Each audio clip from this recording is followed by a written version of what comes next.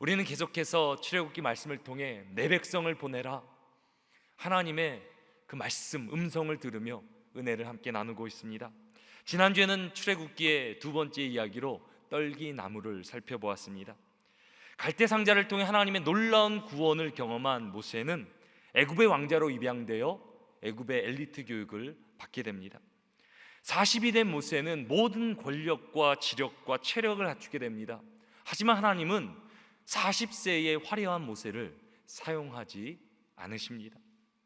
40년의 광야 생활을 통해 모세가 광야의 떨기나무처럼 되었을 때, 그때 하나님은 모세를 만나주시고 모세를 사용하십니다. 그리고 이렇게 말씀하십니다. 내가 선 곳은 거룩한 땅이니 내 발에서 신을 벗으라. 신을 벗으라는 것은 예배로의 초청을 의미합니다. 하나님은 모세를 사명자로 세상에 보내시기 전에 먼저 예배자로 부르십니다. 예배는 하나님이 인간을 지으신 궁극적인 목적입니다. 그래서 이사야서 43장 21절은 이렇게 기록합니다. 이 백성은 내가 나를 위하여 지었나니 나의 찬송을 부르게 하려 함이니라. 모세를 예배자로 부르신 하나님께서 지금 이 시간에도 우리 모두를 예배자로 부르시는 줄로 믿습니다. 우리가 예배하는 이 장소가 하나님의 임재로 가득한 거룩한 땅임을 이 시간에 선포합니다. 이 시간 우리가 세상의 신을 다 벗어버리길 원합니다. 우리의 염려, 걱정, 우리의 연약함 다 내려놓고 세상의 신을 벗어놓고 하나님만을 바라보며 집중하기를 원합니다. 찬양하라 내 영혼아, 찬양하라 내 영혼아, 내 속에 있는 것들아 주를 찬양하라. 이 시간에 주님만을 집중하며 주님만을 바라보며 내 영혼아 찬양하라, 주 앞에 찬양으로 우리 시간 올려드렸으면 좋겠습니다.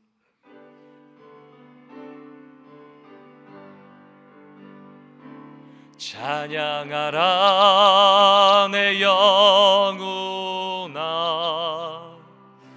찬양하라 내 영혼아, 내 속에 있는 것들아 다 찬양하라 내 영혼아, 찬양하라 내 영혼아, 찬양하라 내 영혼아,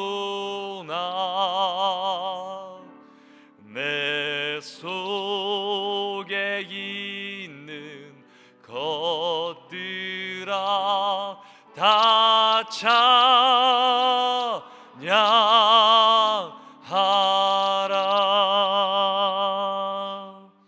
아멘, 아멘. 사랑하는 성도 여러분, 떨기나무 같은 우리 인생이 소멸하지 않는 불로 살아가는 비결이 무엇입니까? 그 비결은 바로 예배입니다. 우리 삶이 예배가 되고 성령의 불이 우리 가운데 임할 때 우리는 하나님 나라의 놀라운 역사를 보게 될 줄로 믿습니다. 우리 삶 속에 예배가 회복됨으로 하나님의 역사, 하나님 나라의 부흥을 날마다 경험하는, 날마다 살아가는 우리 모두가 되기를 주님의 이름으로 축원합니다. 오늘 우리가 나눌 출애굽기의 세 번째 이야기는 내 백성을 보내라입니다. 모세를 예배자로 부르신 하나님은 이제 모세를 이스라엘을 구원할 사명자로 애굽을 향해 보내십니다. 근데 하나님의 보내신 가운데 모세는 이렇게 하나님 앞에 반응합니다. 출애굽기 3장 11절 말씀입니다. 모세가 하나님께 아뢰되 내가 누구이기에 바로에게 가며 이스라엘 자손을 애굽에서 인도하여 내리까? 하나님 모세를 보내시는데 모세의 첫 반응이 무엇입니까? Who am I? 내가 누구이고 한데 내가 무슨 자격으로 바로 앞에 나가며 내가 무슨 자격으로 이스라엘을 애굽에서 인도할 수 있겠습니까? 하나님이 부르시는데 모세의 반응은 두려움입니다. 그럴 수밖에 없는 것이 그 당시 애굽이 어떤 나라입니까? 세계 최강의 대국입니다. 그리고 바로는 거기에 통치자입니다. 모세는 애굽의 궁정에서 자랐기 때문에 바로라는 존재가 얼마나 위대한 존재인지 알았을 것입니다. 그 당시 애굽에서는 바로를 가장 강력한 태양신 라의 아들이라, 태양신의 아들이라 그렇게 믿고 바로를 숭배했습니다. 바로의 말이고 신의 말이자 바로의 말이 나라의 법이 되는 것입니다. 거기에 비해 모세는 어떻습니까? 40년의 광야에서 양치는 목동으로 살아감으로 아무도 알아주지 않는 무명의 목동의 모습입니다. 더 나아가 모세는 애굽의 범죄자입니다. 자신의 신분을 애굽에서 들키게 되면 당장 처형을 당하게 됩니다. 모세 입장에서 애굽으로 간다는 것, 더 나아가 애굽의 왕 바로 앞에 나간다는 것은 두려운 일일 수밖에 없습니다. 이 시대로 말한다면 마치 북한의 김정은 앞에서 억압받는 우리 북한의 형제 자매들을 자유케 하라고 그렇게 요구하는 것과 같습니다. 눈에 보이는 결과는 뻔한 것 아니겠습니까? 거기서 핍박을 당하거나 감옥에 가거나 죽게 되는 것 아니겠습니까? 근데 모세가 바로 앞에 선다는 것은 그것보다 훨씬 더 위험한 상황입니다. 자살 행위와도 같습니다. 모세가 두려워하는 것은 당연한 일입니다. 두려워하는 모세를 향해 하나님은 이렇게 말씀하십니다. 출애굽기 3장 12절입니다. 하나님이 이르시되 내가 반드시 너와 함께 있으리라. 먼저 하나님은 두려워 떠는 모세에게 내가 너와 반드시 함께 있을 것이라는 약속을 주십니다. 사랑하는 성도 여러분, 하나님이 함께 하시면 모세의 상황이 달라지겠습니까? 하나님 우리의 가정 가운데, 우리의 일터 가운데, 우리의 삶 가운데 함께 하신다면 우리의 삶의 상황이 달라지겠습니까? 달라집니다. 분명히 달라집니다. 하나님은 창조주 하나님 되시고 능력의 하나님 되십니다. 그리고 하나님이 내 삶의 주인이라고 고백하는 것, 그렇게 믿고 살아가는 것이 신앙입니다. 하지만 모세는 아직 하나님을 잘 알지 못하고 있습니다. 모세 당시에는 민족신이라는 개념이 있었습니다.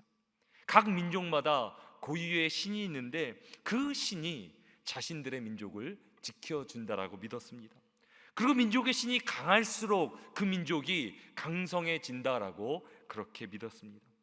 지금 모세는 자신이 히브리 민족을 도와주는 신을 만났다고 생각했을 것입니다.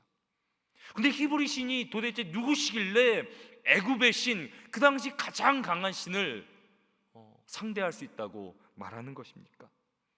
그래서 하나님이 모세에게 증거로 주신 것이 바로 말씀의 성취라는 것입니다. 출애굽기 3장 12절 말씀 제가 다시 한번 끝까지 읽어드립니다. 하나님이 이르시되 내가 반드시 너와 함께 있으리라. 내가 그 백성을 애굽에서 인도하여 낸 후에 너희가 이 산에서 하나님을 섬기리니 이것이 내가 너를 보낸 증거니라. 하나님 함께 하심으로 모세가 이스라엘을 애굽에서 인도해 낼 것이라고, 나중에 그리고 이 산에 와서 이스라엘이 나를 예배하게 될 것이라, 이 말씀의 성취가 모세에게 증거가 될 것이라 말합니다.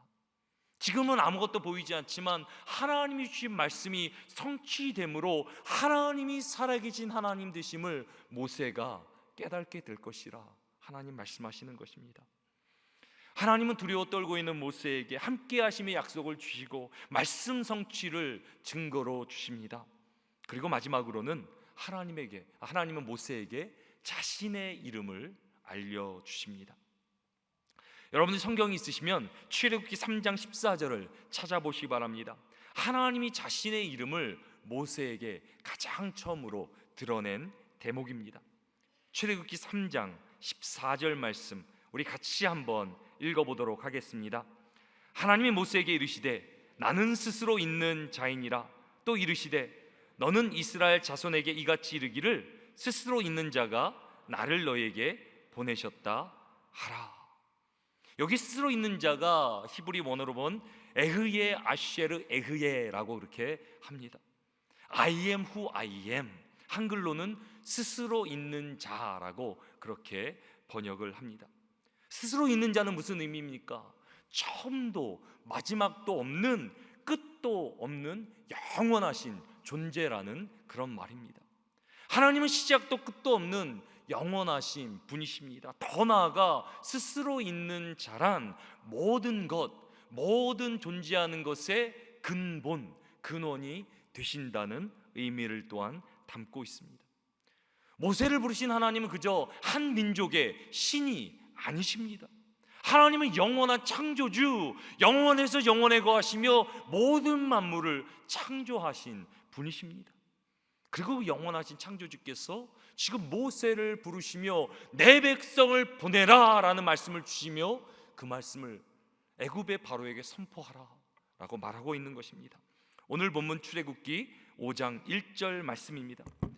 그 후에 모세와 아론이 바로에게 가서 이르되 이스라엘의 하나님 여호와께서 이렇게 말씀하시기를 내 백성을 보내라.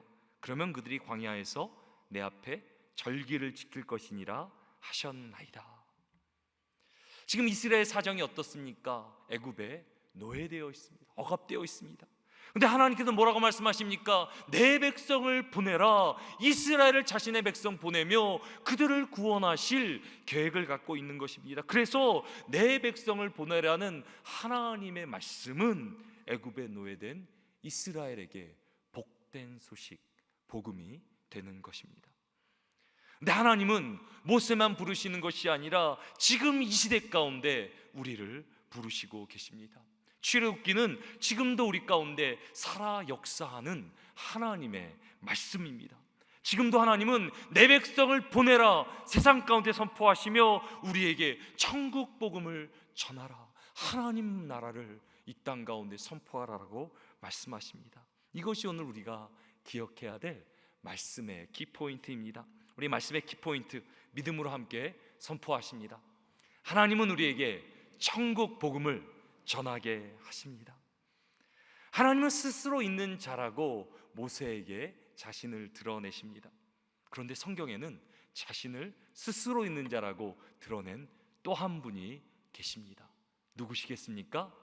예수 그리스도이십니다. 예수님은 자신을 I am, 스스로 있는 자라 말씀하시면서 우리에게, 만민에게 복음을 전하라, 우리를 부르시고 우리를 세상 가운데 보내십니다. 우리 마가복음 16장 15절 말씀 함께 믿음으로 선포하십니다. 또 이르시되 너희는 온 천하에 다니며 만민에게 복음을 전파하라. 그래서 출애굽기의 역사는 과거의 역사가 아니라 지금도 예수 그리스도를 통해, 우리를 통해 진행되고 있는 현재형, 지금도 이루어지는 말씀입니다. 우리는 천국 복음을 전파하라라는 주님의 말씀에 순종하여 8월 20일 주일을 새생명 축제로 우리는 정하고 복음을 전할 영혼들을 품고 기도하고 있습니다. 이제 새생명 축제까지 77일이 남았습니다. 현재까지 총 238명이 태신자를 작정해 주셨고 무려 957명의 태신자 명단을 주셨습니다. 그래서 우리가 957명 우리가 품고 기도하고 있습니다. 이 957명은 그저 한 개인과 가정에 주신 태신자가 아닙니다. 우리 교회, 우리 모두에게 주신 영혼입니다. 우리가 이제 품고 기도해야 합니다. 저희 교육자들도 매일 새벽마다 이 리스트를 가지고, 명단을 갖고 기도할 것이고 우리 장로님들도 기도할 것입니다. 아직 태신자를 정하지 못한 분들도 계시기에 2차 태신자 작정 시간을 갖게 될 것입니다. 그리고 D-Day 50일 전부터는 구체적인 기도와 전도를 진행해 나갈 것입니다. 저는 이번 새생명 축제가 얼마나 기대가 되는지 모릅니다. 예수님께서 이 땅에 오셔서 모든 희생, 십자가에 자신을 내어주심이 바로 생명을 구하시기 위함 아닙니까? 우리를 구원하시고 더 나아가 우리를 통해 예수 그리스도의 생명이 흘러나가는 것, 예수 그리스도로 영혼들이 돌아오는 것, 그것을 위해 우리 주님이 오신 것 아닙니까? 지금도 주님 우리 가운데 말씀하십니다. 내 백성을 보내라, 내 백성을 보내라 말씀하시면서 하나님 백성을 찾고 계십니다. 그리고 한 사람의 잃어버린 영혼이 주께 돌아올 때 천국에서는, 하늘에서는 잔치가 열린다라고 성경은 우리 가운데 가르쳐주고 있습니다. 제가 오늘 말씀을 준비하면서 하나님께서 우리 가운데 얼마나 애타게 그 영혼을 기다리시며 그 영혼을 찾고 계실까, 그 마음을 어떻게 표현해야 될까 고민하는 가운데 사진 하나를 발견하게 되었습니다. 지난 2월에 발생한 튀르키예 지진을 여러분들 기억하실 것입니다. 강도 7.8의 대지진으로 5만 명이 넘어 사망하는 그런 피해를 입혔습니다. 근데 그 가운데 죽어가는 생명을 구하기 위해 수많은 사람들이 자신들의 생명을 걸고 구조 활동에 참여했습니다. 그리고 이 사진은 지난 튀르키예 지진 당시 시리아에서 가족이 구조되는 상황을 찍은 사진입니다. 구조 요원들은 지진 잔해 가운데 여자아이 2명과 남자아이 1명을 발견하게 됩니다. 그리고 총 가족 6명을 이렇게 구조하는 데 성공했다 그럽니다. 특별히 남매로 알려진 아이 3명이 지진의 잔해 가운데 땅에 이렇게 묻혀 있는데 구조되는 상황에는 수많은 시민들과 구조대원들이 두 손을 번쩍 들어 박수치며 환호하며 정말 감동의 물결이 일어났다 그럽니다. 그 현장에 한번 있어 보시면 어떻겠습니까? 정말 아이들을 구조하며 조마조마하며 기다리는 가운데 아이가 구조돼서 번쩍 들었을 때 얼마나 기쁘겠습니까? 아이가 살아났다, 아이가 살아났다. 모든 사람들이 환호하며 두 손 들며 박수치며 감사를 표하며 감격 가운데 나가지 않았겠습니까? 육신의 생명을 구하는 일도 이렇게 귀한데 영혼의 생명을 구하는 일은 얼마나 더 귀한 일이겠습니까? 주님이 얼마나 이 일을 기뻐하시겠습니까? 우리가 복음을 전하고 영혼을 살리는 이 일을 주님이 가장 가치 있게 여기시는 줄로 믿습니다. 영혼을 살리는 길은 주님의 십자가의 사역, 십자가의 희생을 가장 값지게 하는 것입니다. 우리 삶에 가장 가치 있는 일, 주님이 가장 기뻐하시는 일에 우리 충현선교교회는 생명을 다해 우리는 헌신할 것입니다. 하지만 영혼을 살리는 일이 결단코 만만치는 않습니다. 쉽지만은 않습니다. 하나님은 이스라엘을 구원하기 위해 모세를 보내지만 애굽의 왕 바로는 이스라엘을 쉽게 놔주지 않습니다. 오늘 본문은 천국 복음을 향한 세상의 3가지 반응을 우리에게 기록합니다. 오늘 본문 2절 말씀 같이 한번 읽어보겠습니다. 바로가 이르되 여호와가 누구이기에 내가 그의 목소리를 듣고 이스라엘을 보내겠느냐? 나는 여호와를 알지 못하니 이스라엘을 보내지 아니하리라. 모세가 하나님의 사명을 갖고 바로 앞에 나가 내 백성을 보내라라는 하나님의 말씀을 전합니다. 근데 바로의 반응이 무엇입니까? 나는 여호와를 모른다, 나는 그 하나님을 신을 알지 못한다라고 반응합니다. 천국 복음을 향한 세상의 첫 번째 반응이 무엇입니까? 세상은 하나님을 알지 못한다는 것입니다. 우리 세상의 첫 번째 반응 같이 한번 읽어보십니다. 세상은 하나님을 알지 못합니다. 당연하죠. 세상은 하나님을 찾지도 않고 알지도 못하죠. 그래서 우리가 태신자들 정해놓고 우리 가족들을 위해 기도하며 친구들을 위해 기도하며 사랑하는 자들을 위해 기도하며 복음을 전해 어떻게 해요? 하나님을 알지 못하는 거예요. 그래서 우리가 어떻게 해야 됩니까? 한 번 전한다고 받아들이는 것이 아니기 때문에, 모르기 때문에 우리는 계속해서 우리는 복음을 전해야 됩니다. 예수 그리스도를 증거해야 됩니다. 하나님이 어떤 분인지 우리는 소개해야 됩니다. 모세도 바로가 하나님을 알지 못한다 그러니까 어떻게 합니까? 또 하나님이 누구신지를 소개합니다. 다시 증거합니다. 하나님이 어떻게 나를 부르셨고 나를 찾아오셨고 하나님의 어떤 말씀을 주셨고 내가 여기 왜 왔는지, 내가 왜 내 백성을 보내라라는 하나님의 말씀을 전달하는지 다시 한번 모세는 바울에게 하나님을 증거합니다. 이제는 모세가 바울에게 하나님을 증거했음에도 바울은 어떻게 반응합니까? 오늘 본문 4절 우리 같이 한번 읽어보도록 하겠습니다. 애굽 왕이 그들에게 이르되 모세야 아론아 너희가 어찌하여 백성의 노역을 쉬게 하려느냐? 가서 너희의 노역이나 하라. 이제 모세가 하나님에 대해 전함으로 바로는 그 하나님이 누군지 히브리인의 신이구나라고 이렇게 생각했을 것입니다. 이제 하나님을 아는데 뭐라고 말합니까? 어찌하여 그런데 너희가 백성의 노역을 쉬게 하려느냐? 그냥 너희도 가서 그냥 같이 노역이나 하라. 이제까지 잘 살았는데 왜 갑자기 딴짓을 하느냐? 그냥 살던 대로 그냥 살아라. 이제까지도 잘 살았는데 변화를 추구하지 말고 무슨 뭐 하나님을 예배한다는 말, 그런 말 하지 말고 그냥 있던 대로 살아라라고 우리 바로는 그렇게 말합니다. 무슨 말입니까? 하나님의 백성을 풀어주지 않겠다라는 겁니다. 이제까지 노예로 있는 상태로 계속 있으라는 말입니다. 천국 복음을 향한 세상의 두 번째 반응은 하나님의 백성을 세상은 절대로 풀어주지 않으려고 한다는 것입니다. 우리 두 번째 반응, 우리 같이 한번 읽어보십니다. 세상은 하나님 백성을 풀어주지 않습니다. 우리가 아무리 복음을 증거해도 때로는 사람들이 변화되지 않습니다. 복음을 받아들이지 않습니다. 사람들이 이제까지 살아왔던 생활 방식, 세계관을 쉽게 바꾸지 않습니다. 사람들이 이제까지 살던 방식대로 그대로 편한 대로 익숙한 대로 사는 그런 성향이 있습니다. 근데 이것으로 끝나는 것이 아니라 그들을 붙잡고 있는 영적 세력이 있습니다. 그들을 억압하고 그들을 올무로 매고 그들이 주께로 돌아가지 않도록 그들을 매고 있는 영적인 존재들이 있음을 성경은 말해주고 있습니다. 그래서 우리는 어떻게 해야 됩니까? 영혼들이 그 결박에서 풀어날 수 있도록 우리는 기도해야 됩니다. 예수 그리스도를 부르면서 우리는 영혼들이 주께 돌아올 수 있도록, 모든 악한 영들이 떠나가도록 우리는 기도해야 됩니다. 그 영혼들을 붙잡고 있는 모든 결박이 풀어지기 위해 우리는 기도할 것입니다. 또 천국 복음을 향한 세상의 세 번째 반응은 세상은 하나님 나라를 도저히 깨달지 못한다는 것입니다. 오늘 본문 8절은 이렇게 기록합니다. 우리 같이 한번 읽어보십니다. 8절 9절입니다. 또 그들이 전에 만든 벽돌 수요대로 그들에게 만들게 하고 감하지 말라. 그들이 게으름으로 소리질러 이르기를 우리가 가서 우리 하나님께 제사를 드리자 하나니 그 사람들의 노동을 무겁게 함으로 수고롭게 하여 그들로 거짓말을 듣지 않게 하라.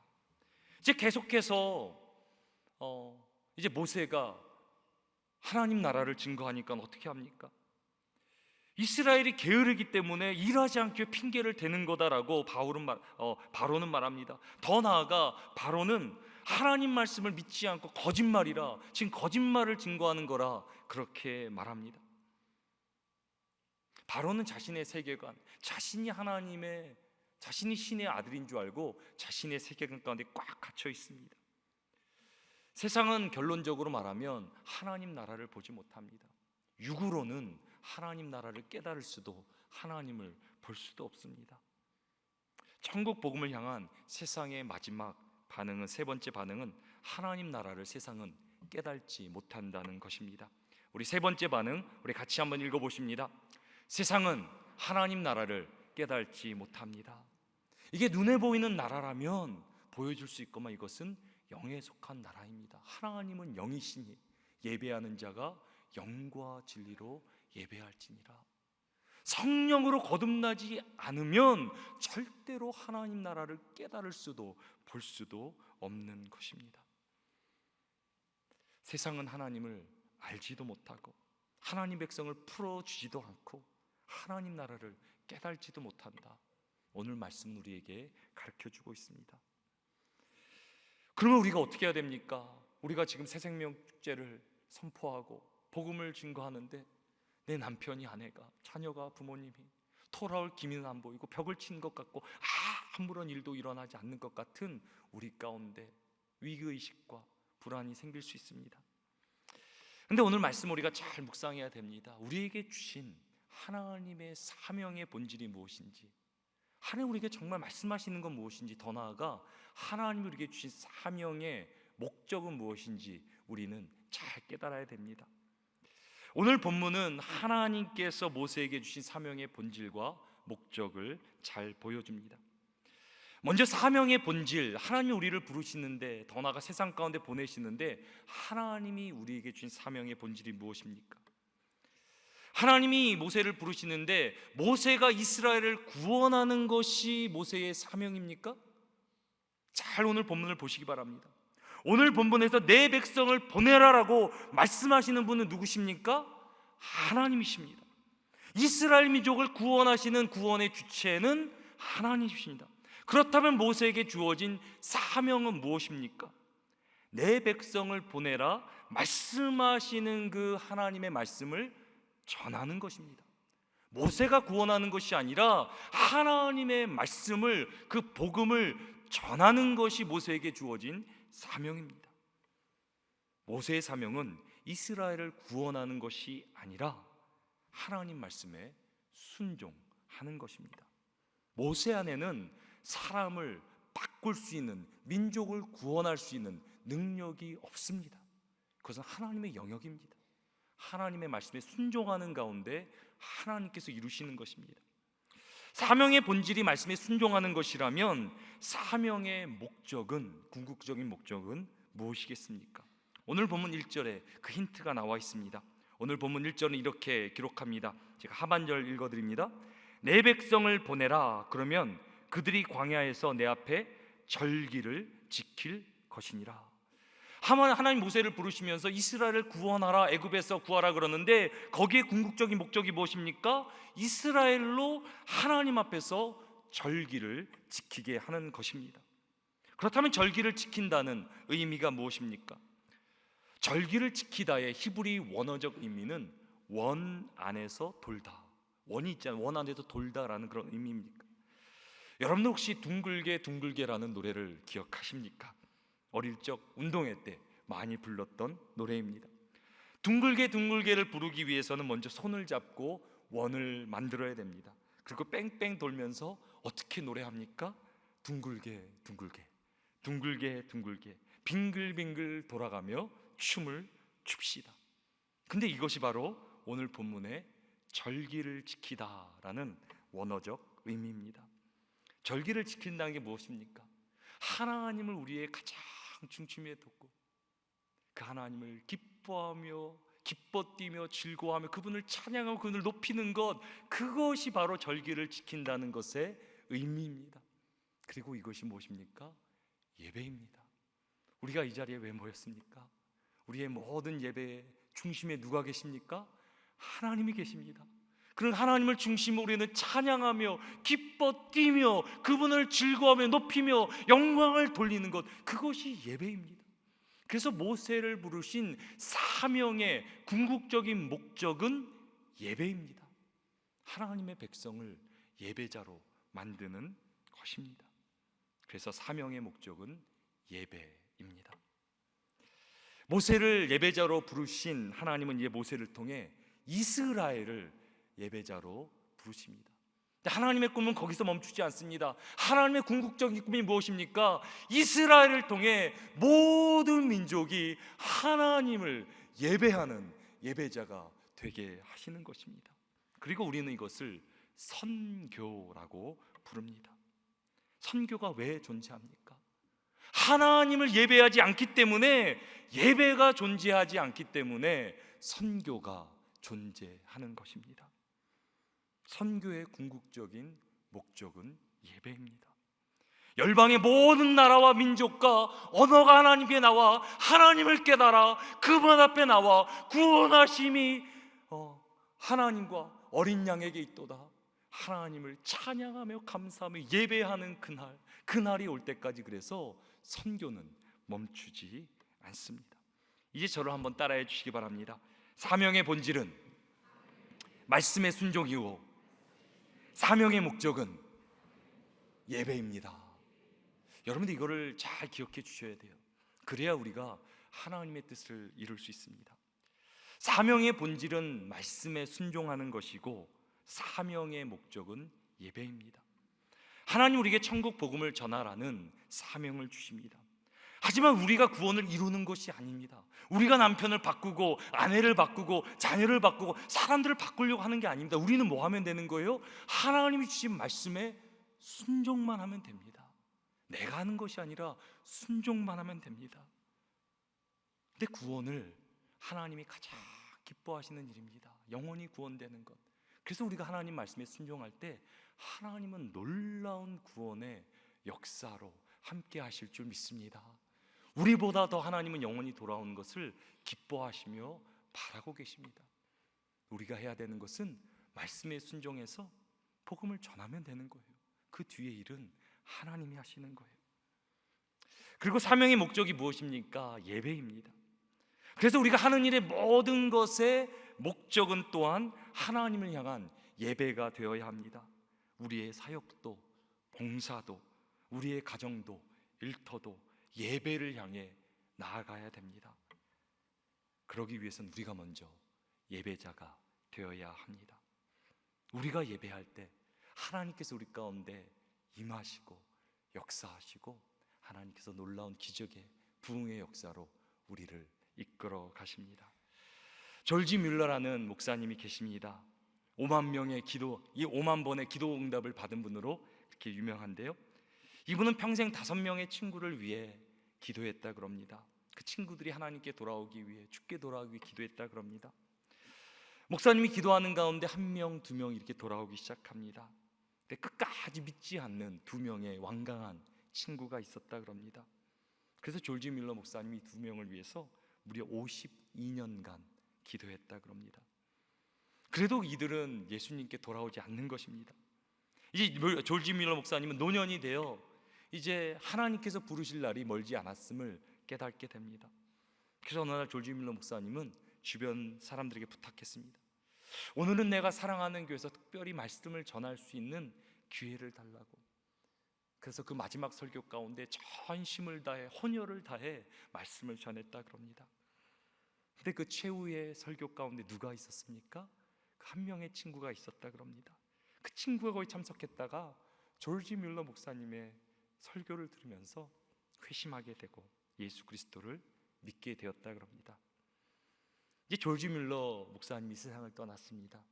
근데 아직도 믿지 않던 한 사람의 친구가 있지 않습니까?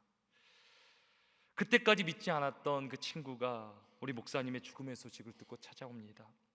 그는 자신의 친구 졸지 뮬러가 자기를 위해 52년간 간절히 기도해 왔음을 듣게 되었습니다. 그리고 졸지 뮬러가 죽은 그해 그 친구는 회심을 경험하고 죽게 돌아오게 되었습니다. 예수님을 믿은 후 그는 전 영국을 다니며 이렇게 간증합니다. 졸지 뮬러 목사님의 기도는 다 응답되었습니다. 제가 바로 그분의 기도 마지막 응답입니다. 그리고 당신의 모든 기도도 하나님이 응답해 주실 것입니다. 우리 눈에 보이지 않아도 하나님은 지금도 우리 가운데 역사하십니다. 특별히 우리가 눈물로 우리의 가족들을 위해, 자녀들을 위해, 친구들을 위해, 친척들을 위해 기도합니다. 눈에 아무것도 보이지 않고 정말 오늘 본문의 바로처럼 아무런 일도 일어나지 않고 더 상황이 악화되는 것 같아 보여도 그 배후에 누가 함께 하십니까? 하나님께서 함께 하시며 그들의 영혼을 붙들고 있는 줄로 믿습니다. 우리가 비록 눈물로 씨를 뿌리지만 기쁨으로 단을 거둘 그날이 올 줄로 믿습니다. 그래서 우리가 할 수 있는 것은 주님의 말씀에 순종하여 주님께 예배하며 그분을 의지하며 나갈 때 하나님께서 놀라운 역사로 함께 하시는 것입니다.